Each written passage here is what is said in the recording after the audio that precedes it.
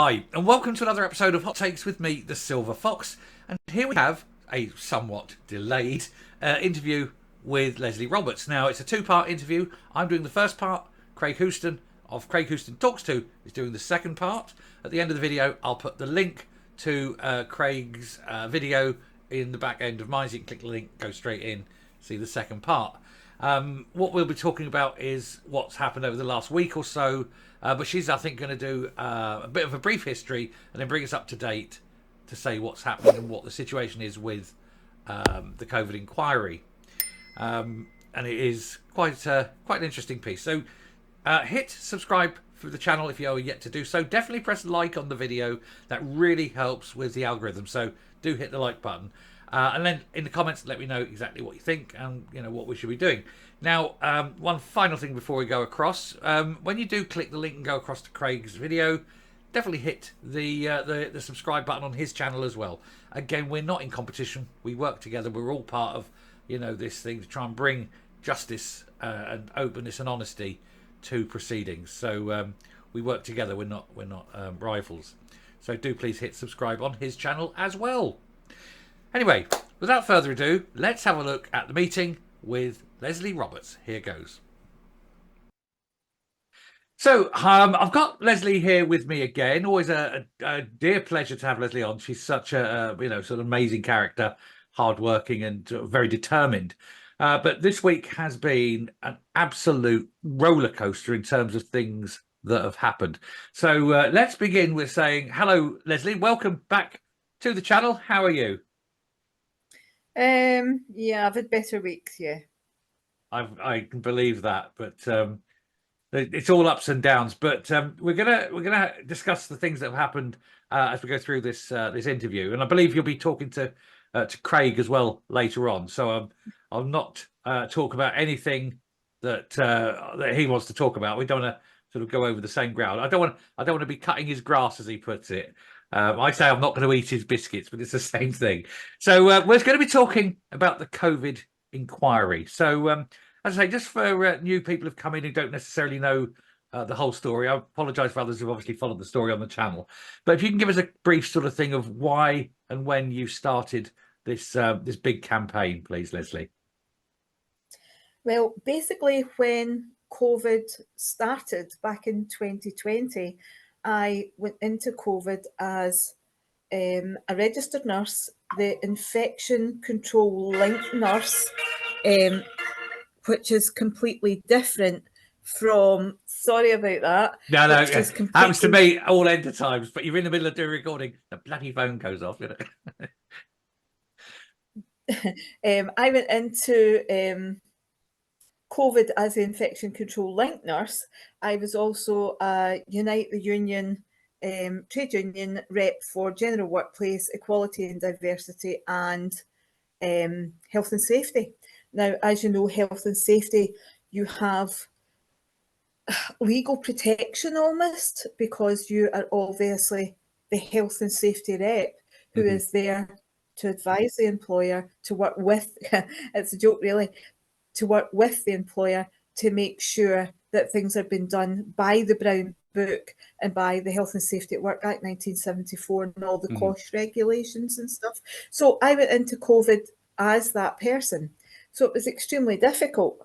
And the trajectory that I took from that point to the inquiry was basically at it every day, questioning decisions, nonsensical decisions, and asking why Scottish Government guidance was superseding any of the law. Because as you know, you've got two laws, you've got common and you've got legislative.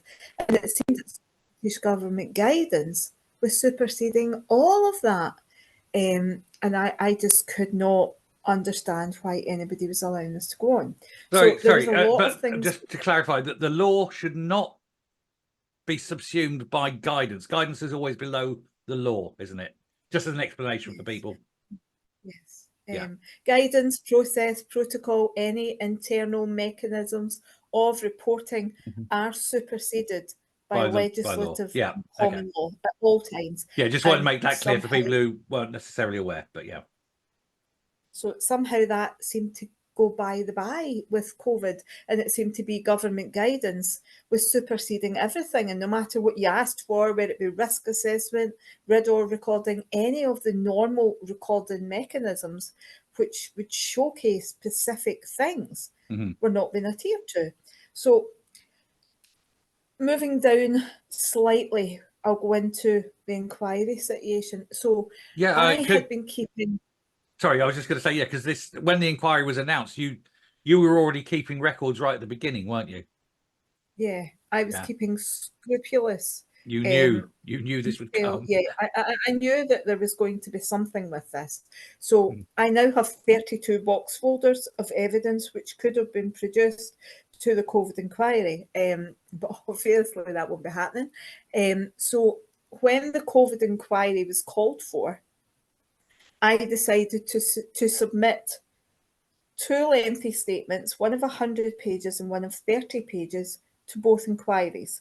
So this encompassed all of the information that is also part of the criminal case. So I don't want to get into No, that because I don't... that's Operation Cobra, but I believe you'll be speaking to Craig about that later. Yes. Yeah. Although I'm not going to get into the criminal case, because now that that's pretty much all that's left to try and challenge these individuals, you're going to need to protect it. I want to protect that at all costs now. Yeah. So basically, we're into the COVID inquiry. I've submitted to both inquiries. The UK inquiry came back to me at that point, and they said to me that they could not hear anything that was devolved. So health, whatever, any of the devolved issues had to go to the Scottish inquiry. So I went back to the Scottish inquiry and basically said to them, look, I can't go to the UK inquiry. They've advised me that it's devolved issues. I must come to you. So they corresponded with me for quite some time, and then told me that I did not meet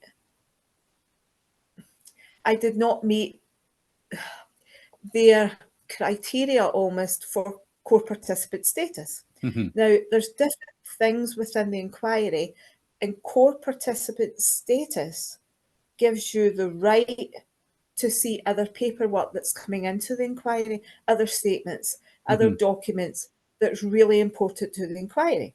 Right. So I was turned down for CP status, as they call it. So the reason I was turned down for that was because I was not part of a group.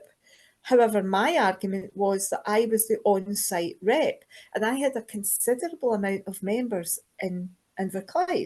And I was saying to them, you know, I am basically the voice for these members. So technically I am a group. And all the evidence that I could have showcased regarding unsafe masks, RIDDOR recording, risk assessment, listening into my calls for a plan in place to deal with me, was all things that had been raised by me as that rep. And I would have not have been in that situation had I not been their rep. So therefore, I believe that I should have met CP status. But anyway, they turned me down. And I argued with them for quite a long time. Myself and Lord Brailsford he never ever corresponded with me, always let his junior counsel do it. Myself and one of them in particular had lots and lots of comings and goings, and the outcome of that was I was not to be given CP status. So in November last year... And that sounds crazy, given your role, both as an expert, as it were, in terms of infection control, but also as the union rep representing a large group and as the health and safety rep. You'd think you'd be one of the most important people that would need to be questioned. Well, one would have thought that, but apparently not. Yeah. But from the onset of the public inquiry, I did put in a very large, well, it wasn't a hugely large submission. The one from me, the rep, and the nurse was about 102 pages, but that showcased every single one of the public services. It showcased the government up for how they were acting, and it showed that there was no accountability, no matter where you went. No matter what route you took, there was absolutely no accountability. So I basically was contacted in November last year, and I was asked if I would give evidence regarding the death of my mother, which you and I have spoke about in great Yes, detail. we've touched on that. Yeah. Yeah. So I said yes, of course, and they arranged a Zoom call with me. At that point, I was still getting represented by a solicitor, which I will not even go into that at this minute. That ended up a Again, disaster. we've talked about that in past videos Yeah. as well. Yeah. That yeah, but there was a lot more to it There's a than lot what more, we've I talked know. about. You said at Yes. the time there was a lot, but we did cover it. That, yeah. Yeah. So basically, what then happened was they met with me. I gave them the information that they required. They then set a date for me to give evidence and then didn't correspond with me again. So I could not work out why I got the date. The date was the 22nd of November, and yet no one followed through with that. I never heard from the inquiry again. So at that point, I just thought, this inquiry is just, it's a pile of nonsense. You know, change of chairs, delays, everything else. So in March of this year, I heard from them again, and they said to me about giving evidence under two sessions, one for my mother, who obviously is no longer with us, and the second one, the really explosive one, although the two kind of combined into one another, but the really explosive one was me, the nurse, and the rep. So I said yes. They came to the house early in April and took the first statement from me, which was regarding my mother. They then were due to meet me very early May, and I ended up with COVID. So they couldn't come back to the house. They organised a Zoom call with me, Yeah. which I agreed to, and we spoke over everything. And was I wanted to see how the statements looked because I knew what had been said because they recorded it, but so did I. And I told them I was recording it so that I had a full knowledge of everything I had said so that I Yeah. could maybe For your pinpoint, records. Yeah. Yeah. yeah, things that had potentially been missed that I could say, look, I didn't add that in. So the statements, now the one that was taken on the 9th of April didn't come back to me to Thursday there, just Just before I gone. was due to get Thursday last just week. Thursday. Yeah. Thursday that would have been the 16th. Yeah. The one that had been taken slightly more recently came back to me on the Tuesday. Now, I looked at both of these statements and they were seriously diluted. And I could not have put those statements in the way they were because I did not want anything to go on the public record which was not accurate to the point given the evidence that I could have given. Not your So words, were they? They weren't your words. Why would you sign them no, and agree to them? no, but they were Yeah. seriously diluted, David, Yeah. seriously. They missed the whole lot regarding what had happened to my mother with Inverclyde HSCP, regarding calling me a wee tagger, writing to me in the day of my mother's funeral, warning me about the consequences of speaking out against Inverclyde Council. All of that was missing. So by Wednesday, I was getting very, very stressed. I had stayed up Wednesday night to rewrite Tuesdays. No, I never rewrote it at that point. I had added bits in that required to be put in. Now, I This contacted was the shorter one the that they state. gave you back on the Tuesday. Yes. Yeah. I contacted the statement takers and I said, look, you've missed huge parts of this they need to be covered. They can't not be covered. And he basically said to me, well, you have to rewrite them. And I went, oh, God.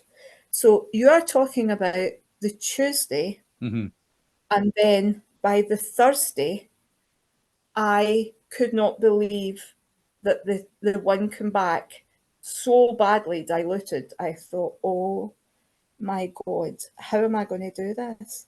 So at this point, I knew both of them needed that rewritten, and I knew that my cut-off point was the Friday for submitting them, because I was due to meet council on the Friday morning. Mm-hmm. So I had stayed up the Wednesday night and the Thursday night to do them.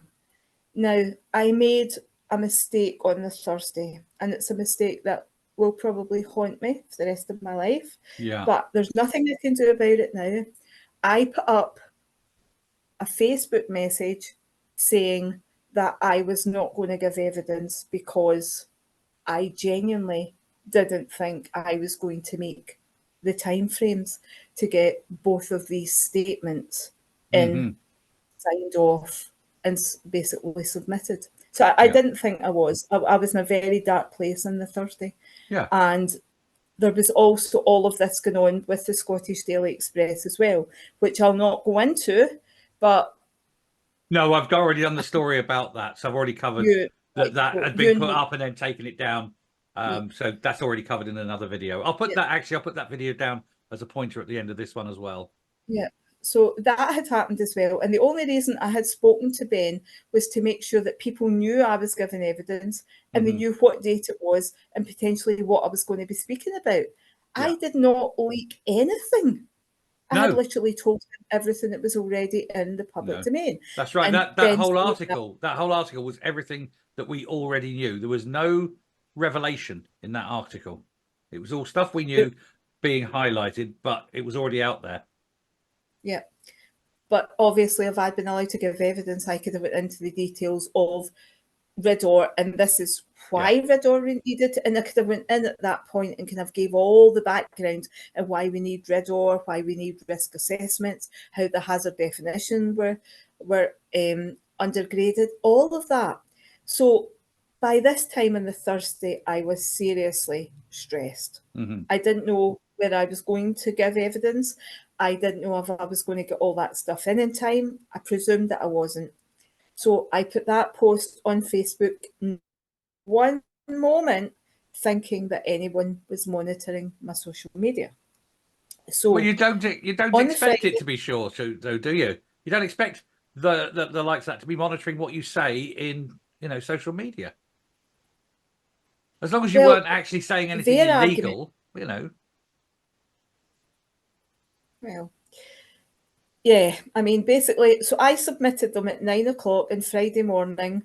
I'd been up for 2 nights, I'd been up for 2 days. I was exhausted at this point. I put them in and I went out to get some fresh air, and I got a call from council at 11 o'clock. The same person, same really nice, friendly, helpful girl that had been my contact from day one, who basically said to me, you are no longer being called to give evidence on Wednesday. And I said, can you tell me why that is, please? And she said, well, we have saw your post on social media. And I made a grave mistake and I put it on Scotland's ex-registered nurse page. But on that day, I genuinely didn't think I was going to give evidence because I didn't think I was going to make the yeah. time frame. So I basically Plus, said to her, Lesley, so what it wasn't a formal resignation from the process. It wasn't. You were right into the inquiry. They made an assumption, but it is wrong, and they were dealing with your private information, and that goes against GDPR, goes against Data Protection Act. They shouldn't be doing this behind your back, and they certainly shouldn't be taking what you say on social media as any kind of official communication, surely. Well, they were saying that Scotland's ex-registered nurse, who is me, is a public page, and therefore they've got every right to access that. They were not covertly monitoring my personal Facebook page. That's fair enough, but even so, it wasn't official. It wasn't an official resignation, was it? At no point did I resign. No. But I did on Thursday, because I even spoke to Ben Borland at the Express on Thursday. Indeed, and did I. I So said did I. Yeah.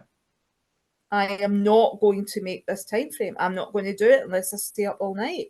And I did, and I made it. The stuff was all in. In my opinion, they got that statement in on Friday morning at 9 o'clock, looked at it and thought, Bugger. oh, geez, because I never held back. I promised No. I wasn't going to, and I didn't. So the statement was written. I thought it was probably the best work I've done since, that's the sad part, since Yeah. the beginning of COVID. Roger Livermore said, he told me, he said it was absolutely one of the best pieces of evidence he's ever seen. And of course, he was a bloody prosecutor, wasn't he? And he said it was one of the best written statements he's ever seen. Yes, he said that to me as well. He said to me that I had done a fabulous job, and I don't know how, because I was doing it all through the night, sitting with a wee light on in my lounge, typing away, and looking at all the evidence and looking at all the FOIs and about the fatal accident inquiries, all the different things that I put into this to come to the conclusion at the end. And my conclusion at the end was that if the inquiry found any criminality whatsoever, I felt that they were legally duty bound to report the public sector and the government to the police for corporate manslaughter. This is Scotland. They might be legally bound, but it doesn't mean they're going to do it. We've seen so many times that happens. They just ignore the law if it doesn't suit them, don't they? Yeah, they do. And that's the sad part. So that's what happened. So I was saying to her, but you went onto my Facebook page. You never told me you were monitoring my Facebook page. I'm really upset about this. And she said, well, change your settings. That's what she said to me in an email. If you're not happy with people looking at your Facebook page, change your settings. So she gave me the right to an appeal. So I knew that at that point I wasn't going to get it. However, you did appeal, didn't you? Submitted it on Friday. I then submitted another one, and I basically got a very short email back saying that no, my appeal was not upheld, and that going forward I should change my settings on my Facebook page. So after the outcry and overwhelming support on Twitter, which has been really overwhelming in the past few days, I wrote to them again this morning, and I said to them, I urge you to think again. I urge you to do the right thing. Find your moral compass, find your emotional intelligence. People are calling out for the truth. The public need to know the truth. Please put me on that stand. And don't deny me that just because I made a Facebook post. But they chose to ignore me completely today. Not even answer me. Not even respond. It's cowardice, isn't it? Because they know what you've written is so explosive that it would cause major ructions, not just in the NHS, but in government. Yes, and that's what has to be done. I mean, you must, and that was another thing that I had put in that statement, that accountability within the public sector, the arrogance within the public sector is just growing. And it seems as if when you reach a specific, level within the public sector, you're accountable to no one. Yeah. And you can literally do anything you like, and you can just shift it off and say, lessons are like, go away.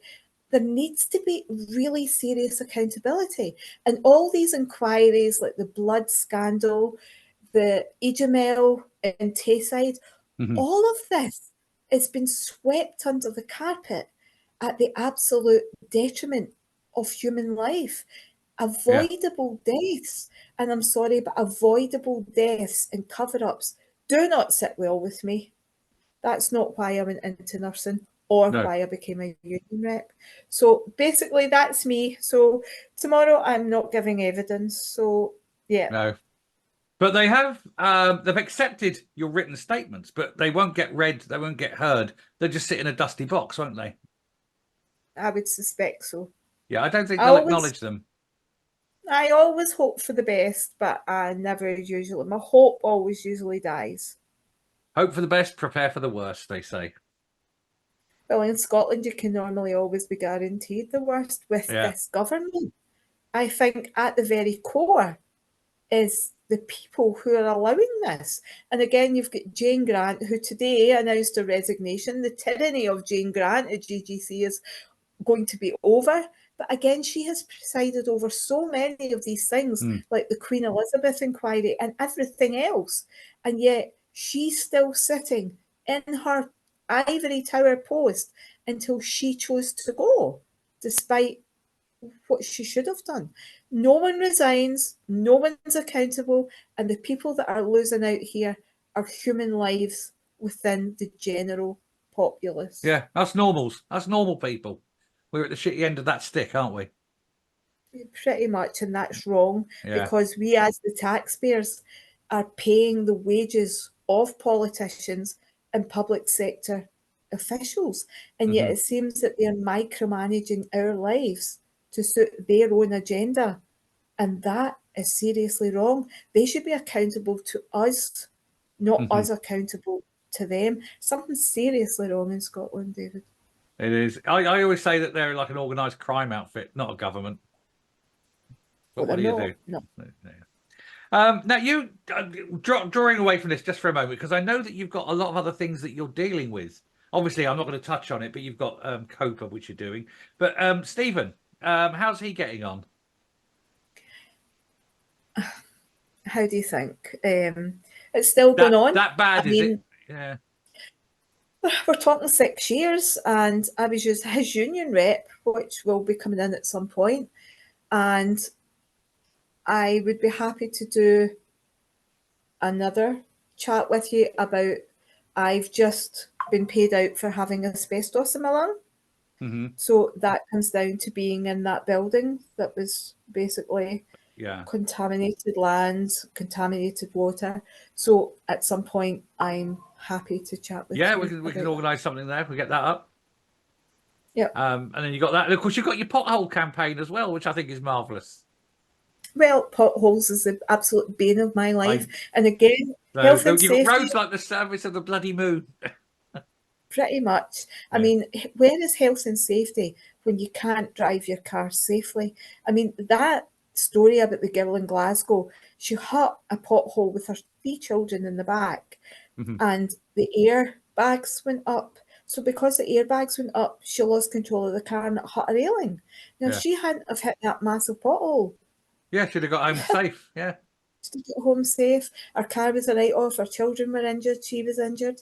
It's Scotland, the unaccountable for anything. We just got on with it. Just, you're driving on the surface of the moon, that's okay.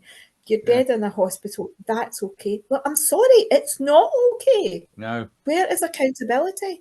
And we have to be accountable to the law, and yet the lawmakers don't have to be accountable for the law that they have made. I did a video earlier today about a letter that dear Roger Livermore sent to Swinney. It's up there. It should be out. I think it's out and running at the moment.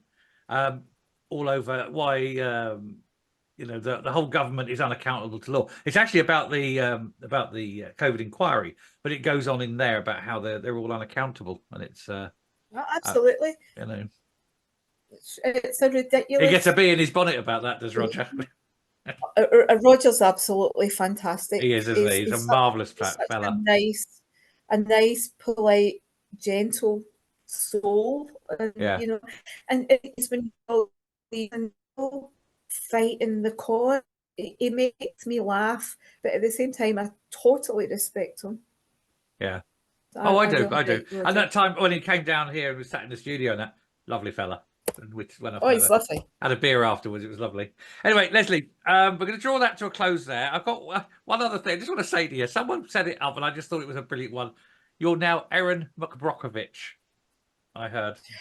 I know who said that, and he's been saying that for quite some time. He's going to make a film about me. I've been told there's going to be a damehood. Do you know, somebody sent me a message today and wanted to drop off flowers at my house. I know who that was.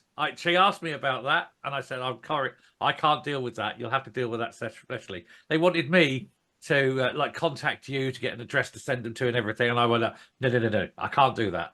So I stood back. Not that I wouldn't. You understand, but I can't get too involved like that because it makes things difficult. Having to do it for one, have to do it for Yeah. all. Next thing, it's everything. So I stood back, but I Yeah, know who I it thought it was was. lovely though. Yeah, it is, Lovely isn't it? touch, Yeah. absolutely lovely. And calling me a dame, I think that's quite Yeah. hilarious. Oh, well, we have Certainly had a not conversation about that one, but which we not won't. a chance am I going to be a dame. Yeah, and also I won't say what.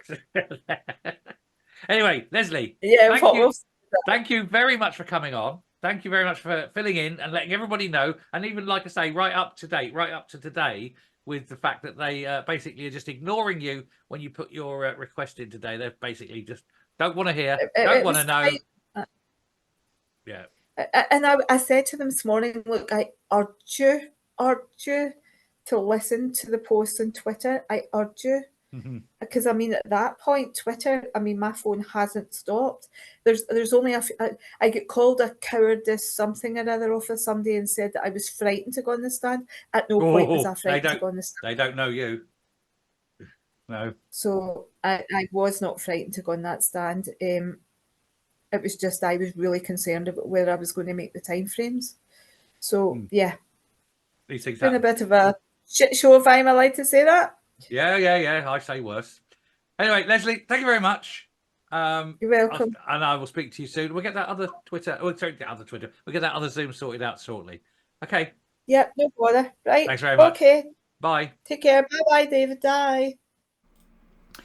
So there we are, all done. Thank you very much to Lesley for coming on. I hope that's entertained everyone, certainly informed everyone, and that's where the state of play is. Going forward, it doesn't look like there's any more action with regards to the COVID inquiry, but of course there is still the investigation that the police have, which is still ongoing, and I'm not going to speak about it.